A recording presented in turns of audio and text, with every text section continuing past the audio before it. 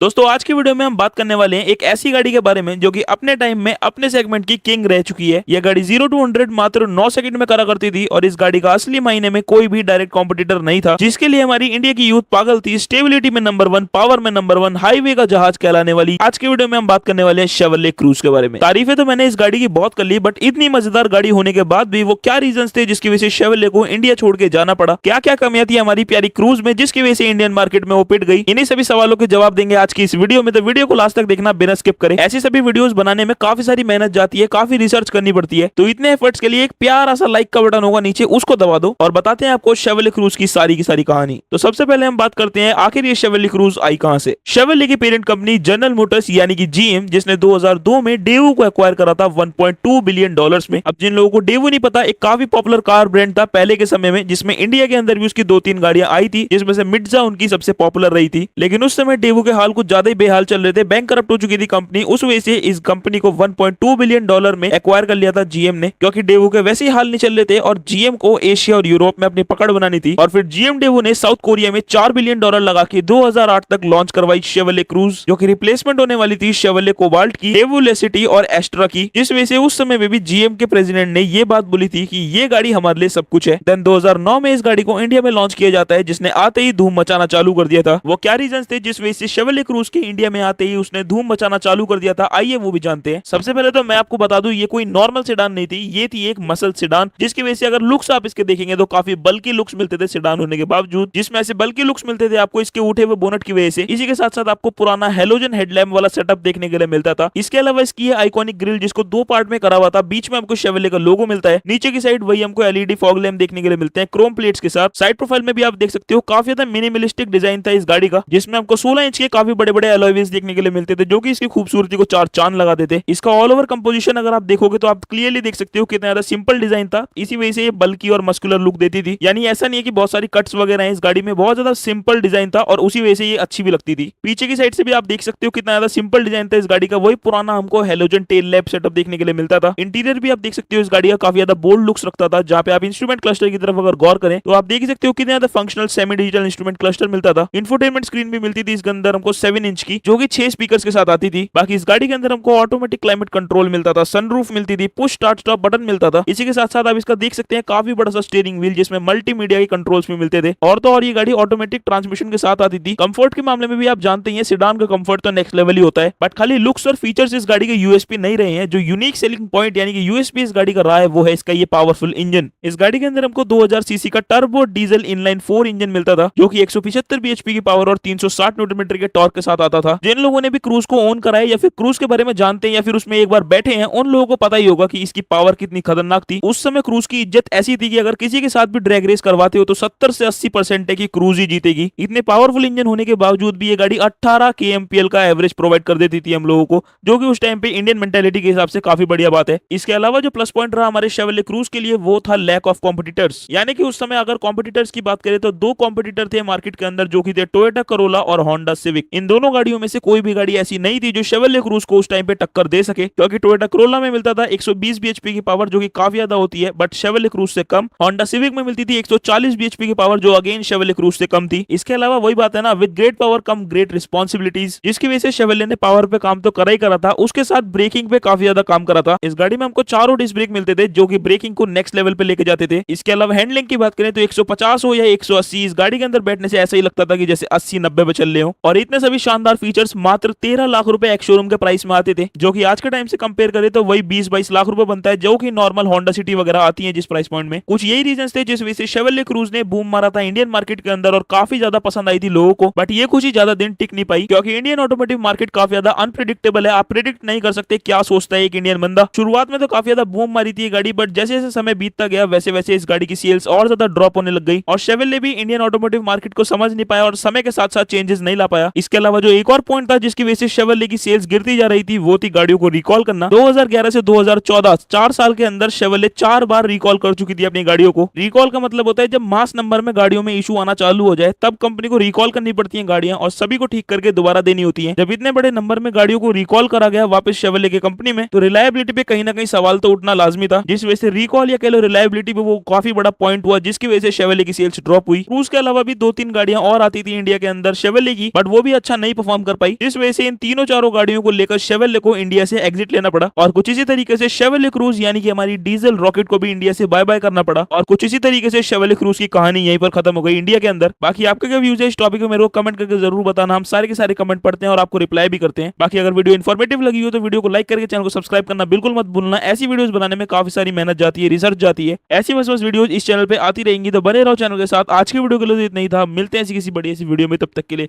Stay awesome, stay safe, bye bye.